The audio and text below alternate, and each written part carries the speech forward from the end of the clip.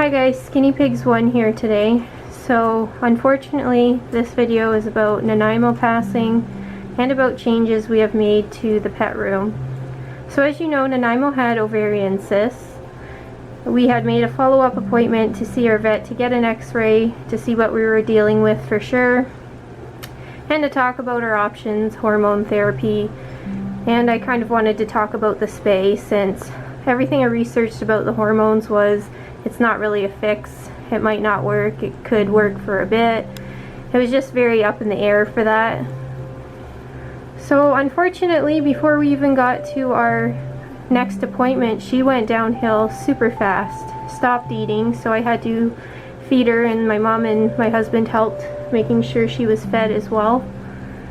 And then I went and picked up another pain med. So she was on Medicam and Tramadol, just having a crummy time.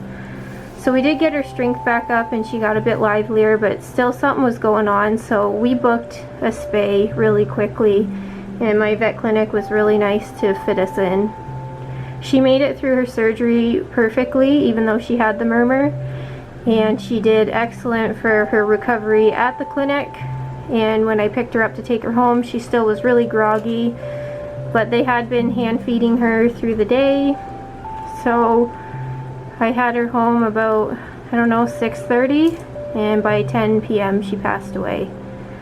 So we had a little bit of a positive where she started to eat some hay, and I picked fresh grass. I would have to literally set it in her mouth. You guys are fine, calm down. Had to set it in her mouth, but she would chew it. And then I gave her like a little bit of a break and came back, and she was completely lethargic and unresponsive. So I cuddled her up and held her while she passed away. It sucked huge. If you've ever had a piggy pass in your arms, it's just, you feel so helpless and you just want it to hurry up so that they're not in any pain. It's terrible. So having the surgery was her only option. They found a huge cyst that was pushing on her GI tract, so it was pinching it off. That's why she wasn't wanting to eat, and she was getting bloated with gas. And then on her other side, she had an ovarian cyst starting. So it was a big, messy situation. And now she's not here, and it sucks, and it always feels so unfair.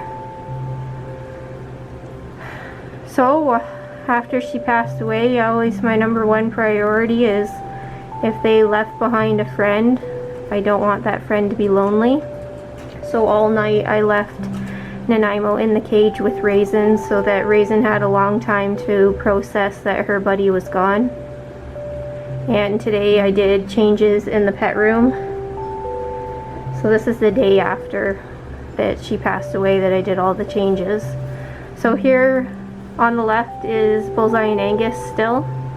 Nothing has changed. And now this cage that's a 3 by 8.5 has Pecan, Reese, Raisin, and Littlefoot in it currently. They've been together for only about a few hours. So I have beds sitting up on either end that I haven't put in yet. I'm waiting for them to get things sorted out. So Raisin, you can see right there on the right. Littlefoot is in the hay pile.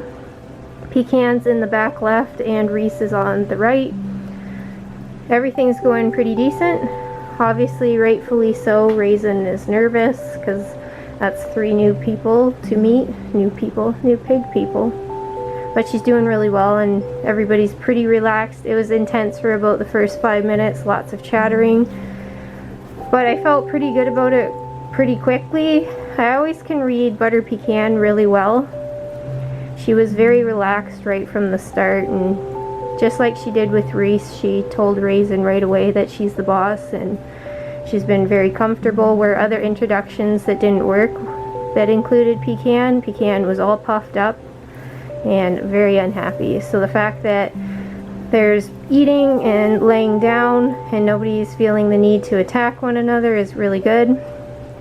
So we'll see. I mean, like, anything could happen. So far, Littlefoot, who's the boss, is really just staying in the hay. Sometimes I don't understand what's up with him. Right away, Reese didn't want anything to do with the commotion, so she stayed as far away from any drama as possible. Raisin's doing really well. She's been eating hay and she's wandering around. Obviously she's just super leery of, you know, where her standing is with the other guys. She's done a lot of like yelling if the other guys get too close to her. I think just letting them know that she's scared and she doesn't mean any harm.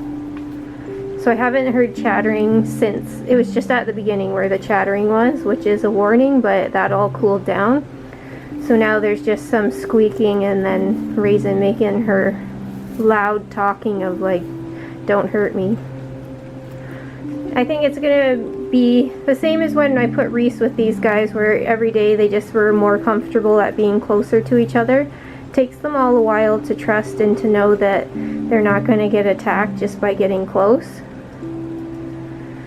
And it sucks for Raisin because she's missing her one eye, so sometimes she'll be on a bed and a pig comes up to her on the side where she doesn't have her eye and she's just frozen still, where they could interpret that as she's not going to move for them, but obviously she can smell them, and as soon as they touch her she runs.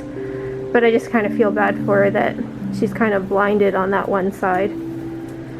But anyway, I'll keep you updated with how it goes. Like, feel pretty positive already, but of course it's going to depend. Like, once Littlefoot starts coming out, he's just choosing to not deal with this right now, and he kind of need to because he's the king of the group.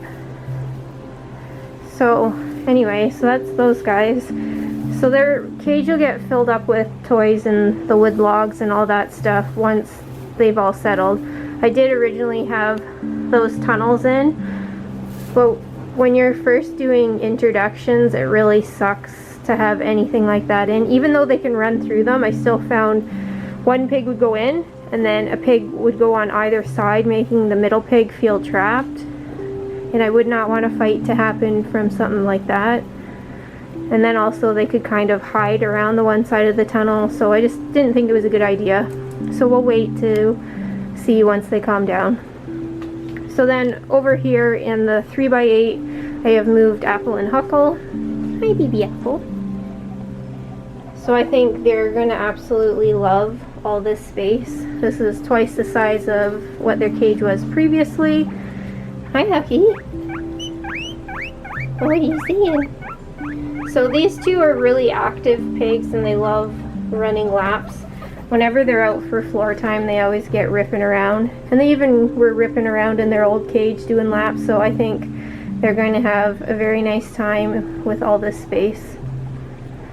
And I think as a bonus, it's going to be even easier to keep Apple's bum extra clean, because they have a lot more area to soil up, if you will. So that's me trying to be positive about the negative that happened last night. I'm just trying to think of the other guys that I got left now. So these guys will be happier.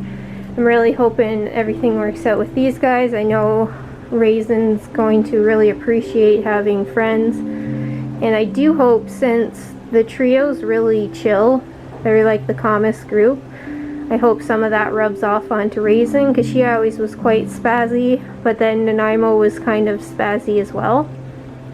So we'll see about that.